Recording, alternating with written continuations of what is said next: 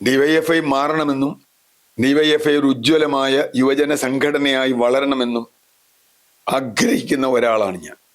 അതിന് കാരണം കേരളത്തിലെ യുവജനങ്ങളുടെ ഇടയിലുള്ള ഒരു ഇടതുപക്ഷ രാഷ്ട്രീയത്തിന്റെ സംരക്ഷണമാണ്. അതിൽ പ്രധാന പങ്ക് വഹിക്കുന്ന സംഘടനയായിരുന്നു ഡിവൈഎഫ്ഐ. ഞാനും അതിൽ പ്രവർത്തിച്ചിട്ടുള്ളതാണ്, അന്ന് KSYF അടക്കമുള്ള. അപ്പൊ തീർച്ചയായും ഒരു ഇടതുപക്ഷ യുവജന സംഘടന നിലനിൽക്കണം എന്നാഗ്രഹിക്കുന്ന ആളെന്ന നിലയിൽ അതിനെ ക്രിട്ടിക്കലായി കാണാനാണ് ഞാൻ ആഗ്രഹിക്കുന്നത്.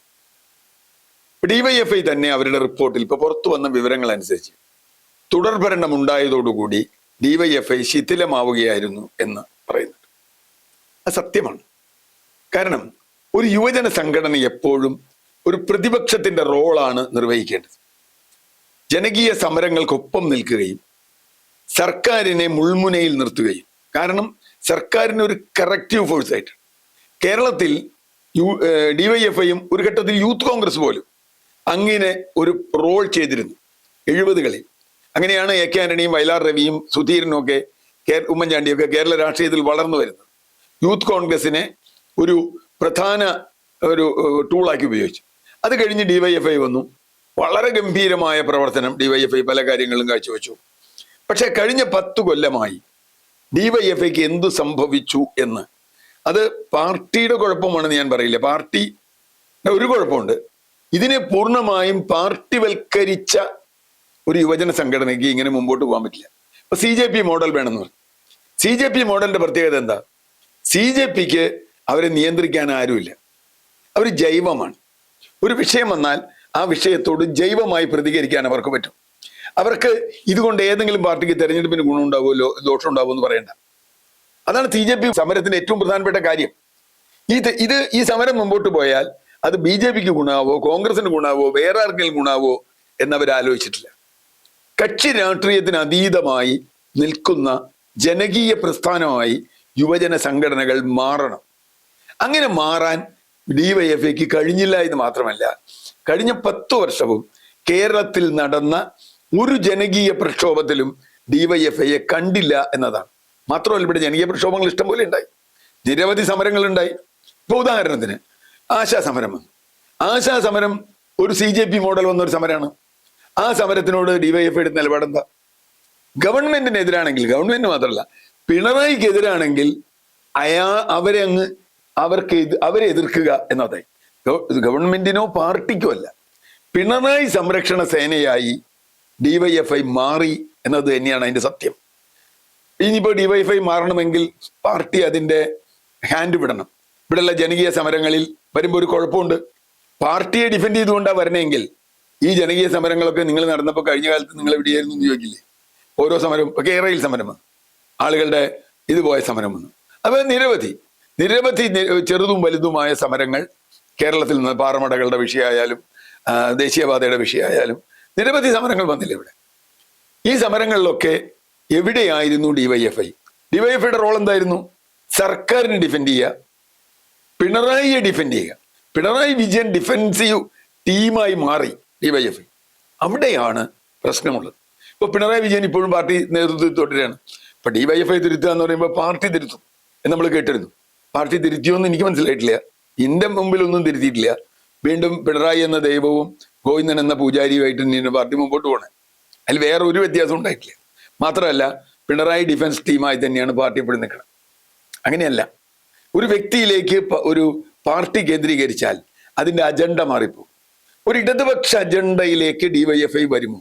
ഇപ്പൊ പ്രതിപക്ഷത്തിരുന്നുകൊണ്ട് ചെയ്യാം, പക്ഷെ അപ്പൊ 100 ചോദ്യം വരും. ചോദ്യം ഇതാണ്, കഴിഞ്ഞ 10 കൊല്ലം കിടന്ന് ഉറങ്ങായിരുന്നു എന്നാണ്. ഇപ്പൊ നാളെ ആശാ വർക്കർമാർ ഇനി ശമ്പളത്തിന് വേണ്ടി കൂടുതൽ സമരത്തിന് വന്നാൽ ഇപ്പൊ 3000 രൂപ കൂട്ടിയിട്ടുള്ളൂ. ഈ സർക്കാർ പറഞ്ഞു 7000 രൂപ കൊടുക്കാന്ന് പറഞ്ഞിട്ട്, ഞാൻ ബാക്കി കൊടുക്കണം എന്ന് പറഞ്ഞ് ആശാ വർക്കർമാർ സമരത്തിന് വന്നാൽ ഡിവൈഎഫ്ഐയുടെ നിലപാട് എന്തായിരിക്കും? അവിടെ പോയിരിക്കും, പക്ഷേ ആശാ വർക്കർമാർ ബഹുമാനിക്കും. ഇപ്പൊ നമ്മളൊരു ഉദാഹരണം കണ്ടു. എന്താ, LPS ടീം അതുപോലെ ഹൈസ്കൂൾ ടീച്ചേഴ്സിന്റെയും PSC റാങ്ക് ലിസ്റ്റിന് അവർ നിയമിക്കുന്നില്ല. ആ സമരത്തിൽ AR റഹീം ചെന്നപ്പോണ്ടായ അവസ്ഥ നമുക്കറിയാലോ. കാരണം ഇതെന്നാ റാങ്ക് ലിസ്റ്റ് വന്നേ? എത്ര കാലമായി റാങ്ക് ലിസ്റ്റ് ഇവർ സമരം ചെയ്യണു? ഈ ഭരണങ്ങൾ മാറിക്കഴിഞ്ഞപ്പോൾ ആ സമരപന്തലിലേക്ക് പോകാന്നുള്ളത് കോമാളിത്തരല്ലേ? അവിടെ ഇരിക്കുന്ന സാമാന്യ ബുദ്ധിയുള്ളവർ വിചാരിക്കില്ലേ കഴിഞ്ഞ 1 വർഷമായിട്ട് ഞങ്ങൾ ഇവിടെ സമരം ചെയ്യാം, അപ്പൊ ഒന്നും നിങ്ങളെ കണ്ടില്ല, ഭരണം പോയപ്പോൾ നിങ്ങൾ സമരപന്തലിൽ വന്നു. അതല്ല ജനകീയ സമരത്തിന്റെ രീതി. അപ്പൊ ഞാൻ പറയുന്നത്, കക്ഷി രാഷ്ട്രീയത്തിന് അതീതമായി ജനങ്ങൾക്കൊപ്പം നിൽക്കാൻ കഴിയുമോ? കഴിഞ്ഞ 10 വർഷം ഡിവൈഎഫ്ഐക്ക് സംഭവിച്ച മറ്റൊരു പ്രശ്നമുണ്ട്. അത് ഏതാണ്ട് ഒരു ചാരിറ്റി സംഘടനയായി. ഇപ്പോ ഡിവൈഎഫ്ഐയുടെ പ്രസിഡന്റ് ആവാൻ പോകുന്നു എന്ന് നമ്മൾ കേൾക്കുന്ന ചിന്താ ജെറോം ഏത് ചർച്ചയിലും പറയുന്ന ഒരു കാര്യം പൊതിച്ചോറൊരു വിപ്ലവ പ്രവർത്തനം അല്ല സുഹൃത്തെ. പൊതിച്ചോറ് കൊടുക്കേണ്ടെന്ന് ഞാൻ പറഞ്ഞില്ലേ, പക്ഷെ അതൊരു വിപ്ലവ പ്രവർത്തനമായിട്ടൊക്കെ കൊണ്ടിടുന്നാൽ ഞങ്ങളുടെ പ്രധാന പരിപാടി പൊതിച്ചോറ് കൊടുക്കലാണ് എന്ന് പറഞ്ഞാൽ അതെങ്ങനെയാവുക?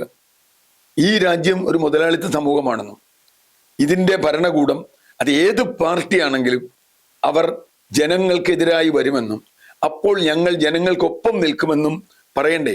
ഇവിടുത്തെ തൊഴിലില്ലായ്മ എന്ന വിഷയം കഴിഞ്ഞ 10 വർഷം ഇവിടെ തൊഴിലില്ലായ്മ ഉണ്ടായിരുന്നില്ലേ?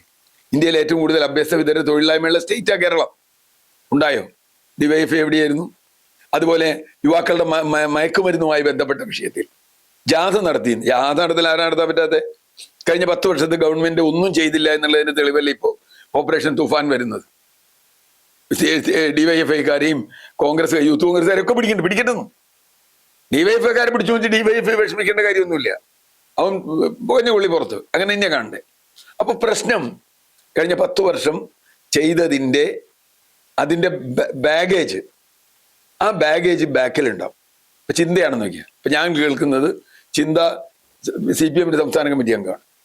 CPM നിലപാടിൽ നിന്ന് ഒരു ഇഞ്ച് മാറി പറയാൻ ചിന്തയ്ക്ക് പറ്റില്ല.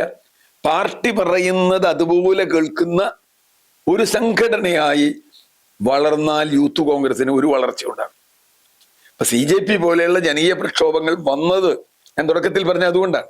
CJP പോലെ നിങ്ങളാവണമെങ്കിൽ AKG സെന്ററിൽ നിന്നാവരുത് നിങ്ങളുടെ കൺട്രോൾ.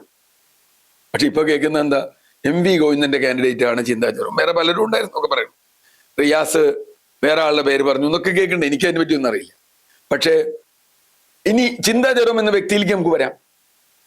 ചിന്താ ജെറോം ഏത് വിപ്ലവ പ്രസ്ഥാനത്തിൽ, ഏത് സമരത്തിലാണ് ചിന്താ ജെറോമിനെ നമ്മൾ കണ്ടിട്ടുള്ളത്? അവരുടെ ഇതുവരെയുള്ള പ്രസ്താവനകളുടെ പൊളിറ്റിക്സ് എന്താണ്?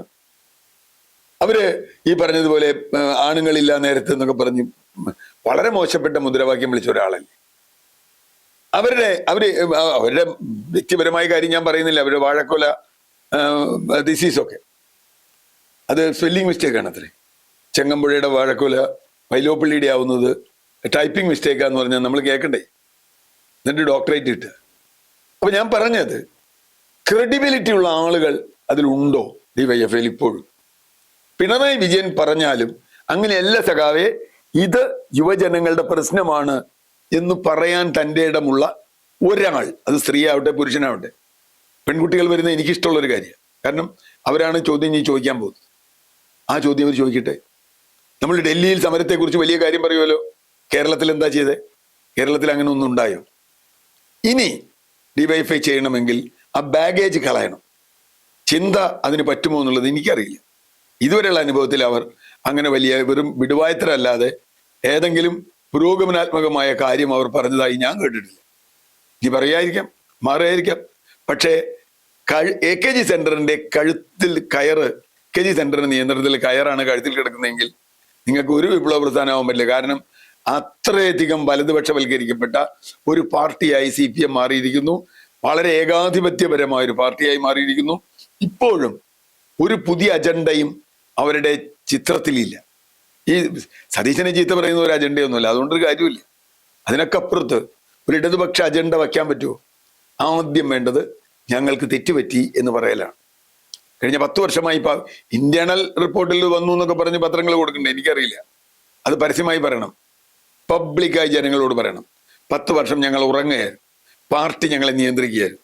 ഇനി ഞങ്ങൾ അതിന് നിൽക്കില്ല, ഞങ്ങൾ യുവാക്കളാണ്, യുവശക്തിയായി ഞങ്ങൾ മുമ്പോട്ട് വരും എന്ന് പറയാനുള്ള തൻ്റെ ഇടം ഡിവൈഎഫ്ഐക്ക് ഉണ്ടെങ്കിൽ, ഞാൻ നേരത്തെ പറഞ്ഞ പോലെ പിണറായി പ്രതിരോധ സേനയല്ലാതെ ഡിവൈഎഫ്ഐ നിന്നാൽ അതിന് സാധ്യതയുണ്ട്. യുവാക്കൾക്ക് 100 കണക്കിന് പ്രശ്നങ്ങളുണ്ട്, ജനങ്ങൾക്ക് പ്രശ്നങ്ങളുണ്ട്. പ്രശ്നങ്ങൾ കൂടിക്കൊണ്ടേയിരിക്കും ഏത് ഗവൺമെന്റ് വന്നാലും. അത് പരിസ്ഥിതി ആയാലും, സാമൂഹ്യ വിഷയങ്ങളായാലും, സ്ത്രീകൾക്കെതിരായ അതിക്രമങ്ങളായാലും, മയക്കുമരുന്നായാലും, മറ്റ് വിഷയങ്ങളായാലും, അതിലൊക്കെ ഡിവൈഎഫ്ഐ സ്വതന്ത്ര നിലപാടെടുക്കാൻ തയ്യാറാണെങ്കിൽ നമുക്ക് മുമ്പോട്ട് പോകാം.